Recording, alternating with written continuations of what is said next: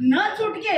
આ દેશના ગુજરાતના બનાસકાંઠા અને પાલનપુરના યુવાધનને બચાવવા માટે આ દરેક મહિલાઓને અત્યારે સરકારને આવેદનપત્ર આપવાની ફરજ પડી છે કે ટૂંક સમયની અંદર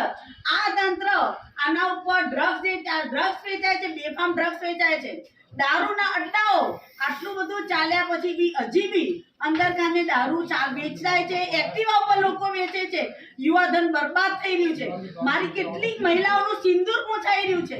એને દીકરા વગરની માઓ બની રહી છે, ત્યારે ન છૂટકે અમારે મહિલાઓના હિતમાં યુવાધનને બચાવવા માટે થઈ અને આજે મહિલાઓને સાથે રાખી અને સરકારશ્રીને કલેક્ટરશ્રીને રજૂઆત કરવા આવ્યા છીએ કે જો ટૂંક સમયની અંદર આ અંગે જે બેફામ અત્યારે જે દારૂ ચાલે છે, ડ્રગ્સ પાનના ગલ્લાઓમાં, મેડિકલની અંદર જે ડ્રગ્સના નામે અત્યારે બધું વેચાણ થઈ રહ્યું છે અને યુવાધન બરબાદ થઈ રહ્યું છે, ત્યારે આ અંગે માનનીય કલેક્ટર સાહેબશ્રીને અમારી રજૂઆત છે કે આ અંગે તાત્કાલિક કાર્યવાહી કરવામાં આવે અને આ અંગે આપ શું એક્શન પ્લાન તૈયાર કરો છો એ અમને જણાવો અને જો નહીં થાય તો આવતા અઠવાડિયાની અંદર કોંગ્રેસ દ્વારા મોટી સંખ્યાની અંદર મહિલાઓ રણચંડી બનીને સરકારની સામે ધરણા કરશે અને જો સરકારમાં તાકાત ના હોય તો અડ્ડાઓ પર અમે બહેનો જાતે થઈ અને રેડ પાડીશું એને એ અંગે અમારી મહિલાઓને